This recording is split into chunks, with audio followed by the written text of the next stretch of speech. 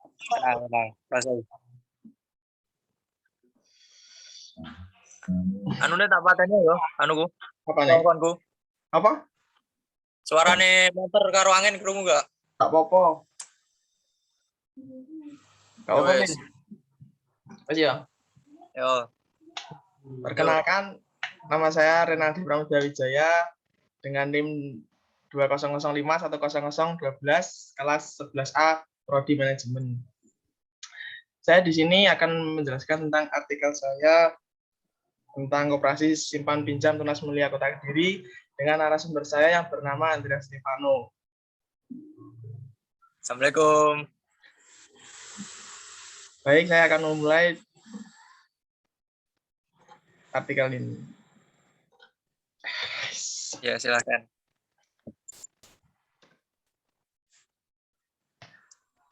Koperasi simpan pinjam ini didirikan di Kediri sejak tanggal 15 Desember 2006 yang pertama kali memiliki kantor yang beralamat di Kecamatan Pace, Kabupaten Nganjuk dan berada di bawah naungan PT Sipa Oscar Aditya.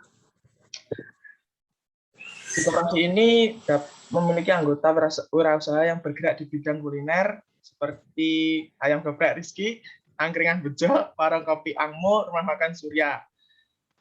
Dari koperasi simpan pinjam ini memiliki visi yaitu mandiri, handal, terpercaya, dan tangguh dengan berdasarkan amanah dalam membangun ekonomi bersama.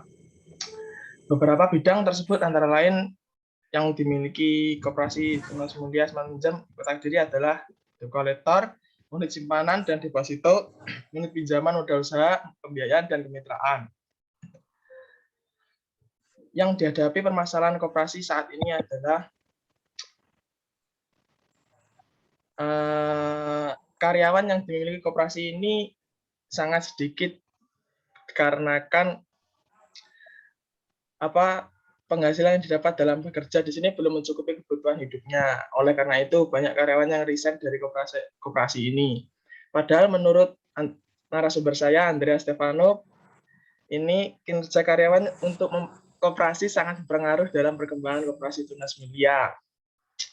Permasalahan kedua yaitu sedikitnya orang yang mau bergabung menjadi anggota koperasi dikarenakan kurangnya inovasi untuk menarik orang lain agar mau menjadi anggota koperasi.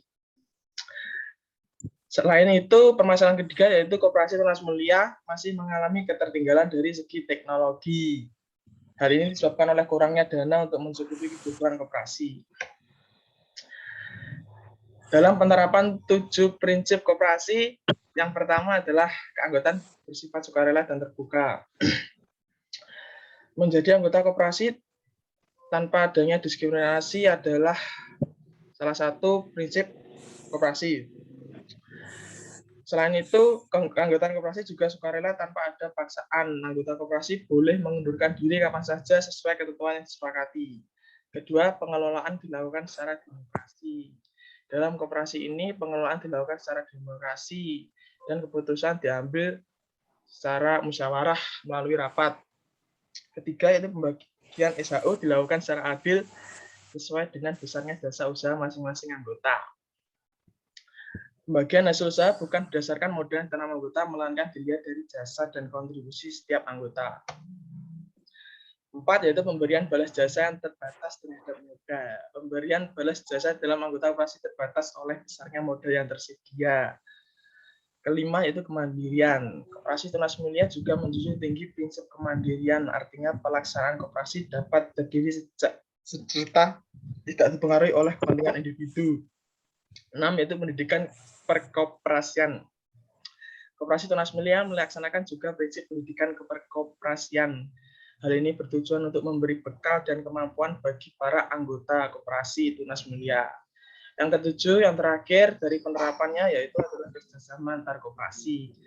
Koperasi ini sedikit melakukan kerjasama dengan koperasi lain. Koperasi ini kebanyakan melakukan kegiatan-kegiatannya sendiri. Yang keempat yaitu rekomendasi inovasi bisnis organisasi sumber daya manusia koperasi yang saya berikan kepada koperasi tunas mulia. Rekomendasi yang pertama yaitu tentang inovasi bisnis adalah sebagai berikut. Pertama yaitu melakukan promosi dengan gencar baik secara tertulis maupun lisan. Kedua yaitu mensosialisasikan pentingnya berkoperasi. Yang ketiga yaitu menambah jumlah produk jasa yang ditawarkan. Yang kedua, rekomendasi organisasi koperasi tunas mulia. Menurut saya, organisasi yang perlu dibuat untuk koperasi tunas mulia adalah organisasi untuk menawarkan produk jasa kepada masyarakat sekitar. Tujuannya adalah untuk bertujuan menarik simpati warga sekitar untuk bergabung menjadi anggota koperasi dengan cara membuat promosi, seminar, dan kegiatan-kegiatan yang lain. Yang ketiga yaitu rekomendasi tentang sumber daya manusia koperasi tunas mulia, yaitu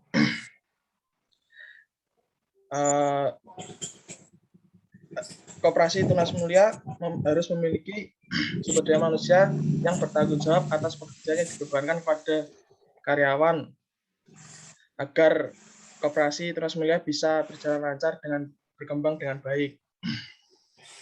Yang rekomendasi visi, rencana strategis, dan rencana bisnis koperasi.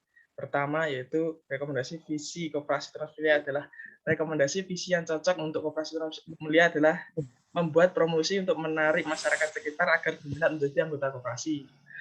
Kedua yaitu meningkatkan kedisiplinan dan rasa tanggung jawab kepada pegawai dan anggota koperasi agar semakin aktif berpartisipasi. Rekomendasi yang kedua yaitu rencana strategis, yaitu meningkatkan promosi dengan pembuatan iklan-iklan maupun secara lisan. Promosi berguna untuk memperkenalkan koperasi serta dapat menjaring anggota dan memperluas pasar sehingga perkembangan modal akan semakin meningkat. Rekomendasi yang ketiga yaitu rencana bisnis koperasi. Menurut saya, koperasi tunas mulia perlu meningkatkan bisnisnya kepada jaringan pasar, karena jaringan pasar merupakan tempat para pedagang besar dan pedagang kecil.